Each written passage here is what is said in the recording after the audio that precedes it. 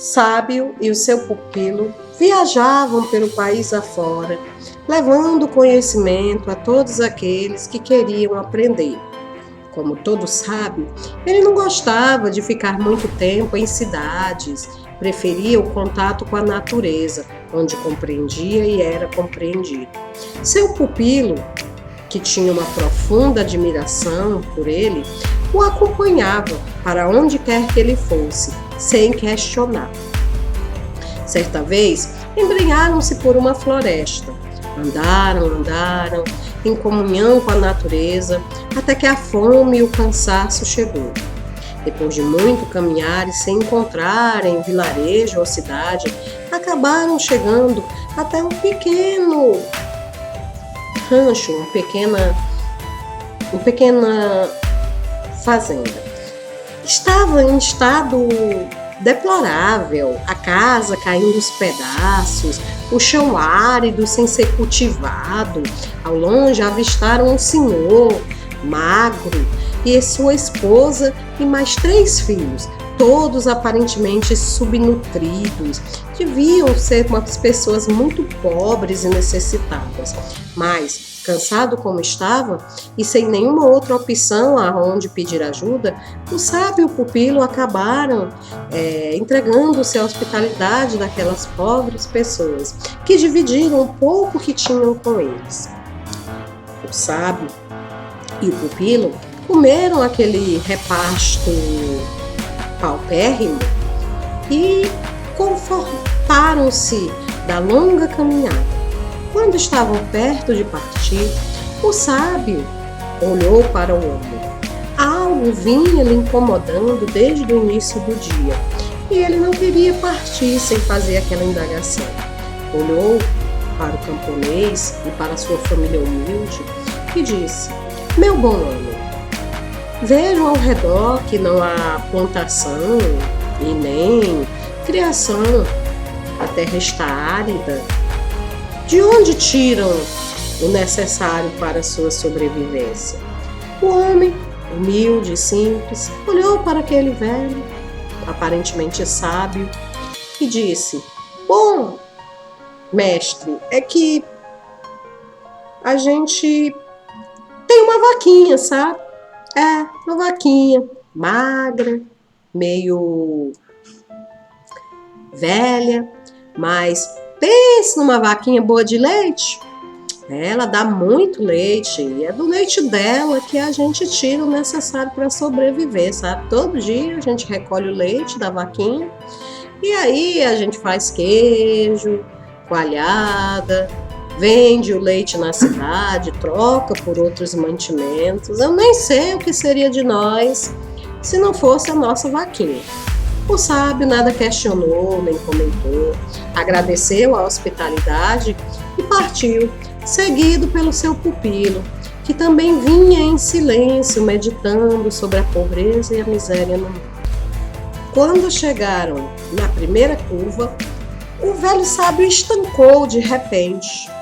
Olhando para o seu discípulo, que o observava admirado, ele disse de forma clara e objetiva: "Meu caro pupilo, retorne até aquela pobre fazenda que nos acolheu, pegue a vaca e guia até o precipício. E quando chegar lá, arremesse-a precipício abaixo." Chocado com o pedido, o pupilo não era capaz de acreditar que seu mestre, uma pessoa sempre tão boa e compreensiva, fosse capaz de lhe pedir algo tão estranho. Então, pela primeira vez na vida, ele o questionou: "Mas, mestre, o senhor tem certeza no que está dizendo? O senhor deseja que eu vá até aquela casa que nos acolheu tão bem, que matou a nossa sede, a nossa fome, e pegue o único sustento que aqueles pobres coitados têm, a vaquinha, e jogue-a do precipício abaixo? Mas, mestre, eles irão perecer de fome." O sábio olhou para o pupilo e, de forma calma e tranquila, respondeu: "Vá agora mesmo fazer o que eu estou mandando." Dividido entre os valores morais e a devoção que tinha ao mestre, o pupilo retornou para aquela humilde fazenda. Lentamente, ele foi se aproximando, meditando ainda sobre aquela missão tão estranha que o mestre havia lhe pedido. Chegando à fazenda, sem que ninguém percebesse, ele pegou a vaquinha e guiou-a até o precipício que ficava no final das terras do pobre fazendeiro. Chegando lá, ele empurrou a vaquinha precipício abaixo, como seu mestre havia mandado, e ficou estático, observando o pobre animal cair e estatelar-se no chão. Depois de alguns minutos, o pupilo retornou para encontrar com o mestre, mas nunca mais foi o mesmo. A culpa passou a assombrá-lo. Sonhava, tinha pesadelos com aquela pobre família, morrendo de fome, na miséria. Vivia assustado. Olhava para o seu mestre e já não via mais o homem sábio e bom a quem havia decidido devotar a sua vida, e sim uma pessoa má e cruel, capaz de condenar uma humilde família à miséria. Depois de alguns anos, não aguentando mais viver daquele jeito, o pupilo acabou desistindo de seguir seu mestre e retornou para sua família. Mesmo em casa, a culpa o corroía. Ele não conseguia viver tranquilo. Sabia que não teria paz enquanto não descobrisse o que realmente havia acontecido com aqueles pobres coitados.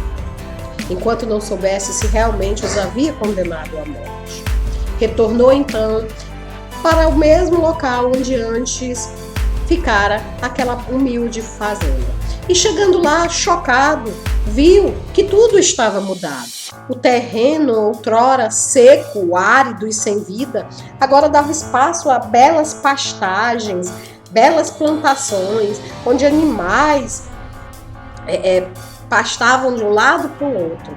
Aproximando-se mais do local, percebeu que onde antes havia um humilde casebre, agora havia uma grande casa erguida, bela, imponente, e que no alpendre daquela casa, um senhor observava, sentado numa rede, acariciando os cabelos de sua bela esposa, enquanto 3 crianças robustas e saudáveis brincavam pelo pátio.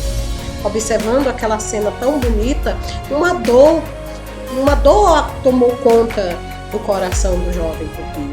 Ele imaginou então que aquela pobre, humilde família devia ter vendido as suas terras para poder sobreviver, ou foram enxotadas de lá por não poderem pagar o imposto.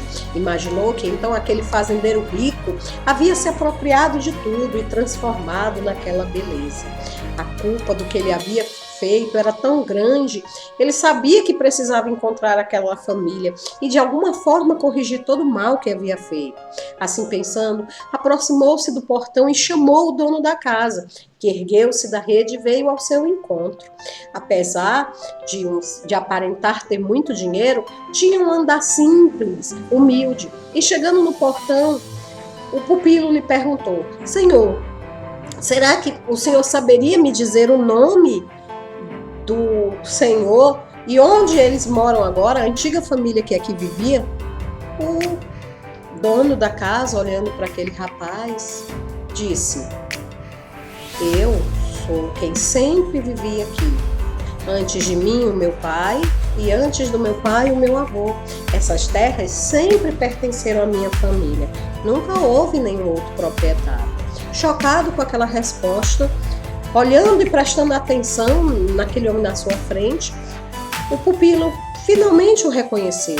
Era realmente o mesmo homem que o havia recebido há tantos anos atrás. Agora, é claro, mais velho e com uma aparência mais saudável. Olhando para aquele homem, ele disse: Mas, senhor, há alguns anos atrás eu estive aqui na vossa residência e era uma terra seca, árida e uma casa tão humilde. Diga-me, meu senhor, o que foi que fez para que a casa se tornasse tão bela e esse local ganhasse tanta vida? O homem, olhando para o pupilo, respondeu: Sabe, é verdade, há uns anos atrás nós vivíamos numa situação de grande penúria. dependíamos unicamente de uma vaquinha que nós tínhamos aqui. Do leite dela, nós fazíamos o nosso alimento e vendíamos o que sobrava para comprar aquilo que não éramos capazes de produzir aqui na fazenda. Só que um belo dia, sem mais nem menos, sem explicação, a nossa vaquinha extraviou-se do cercado e acabou caindo no precipício. Foi então que, percebendo que não teríamos mais como sobreviver do leite da vaquinha, resolvemos encontrar outras maneiras de viver. Começamos a plantar, a criar um casal de galinhas e, quando menos esperávamos, fomos descobrindo habilidades que nós nem sabíamos que possuíamos. E hoje estamos aqui, com a graça de Deus, vivendo na maior fartura. Temos um grande rebanho de animais, uma bela casa, plantações vastas, tudo porque a vaquinha caiu do precipício e nós partimos para explorar os nossos talentos. O pupilo agradeceu ao Senhor pela informação, despediu-se e seguiu o seu caminho, pensando que agora teria que encontrar o seu antigo mestre para pedir-lhe perdão.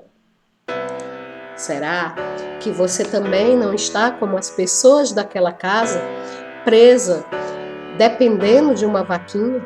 A vaquinha pode representar um emprego, um relacionamento, pode representar algo que te mantém acorrentado, que te impede de realmente desenvolver os seus talentos. Talvez você também precise arremessar uma vaquinha no precipício para que as suas habilidades e talentos possam florescer.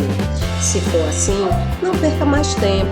Guie a vaquinha do medo, da obstinação, da preguiça, a vaquinha da dependência até o penhasco da esperança e arremesse-a para que a sua vida possa florescer e você possa desenvolver todos os talentos que Deus te ofertou.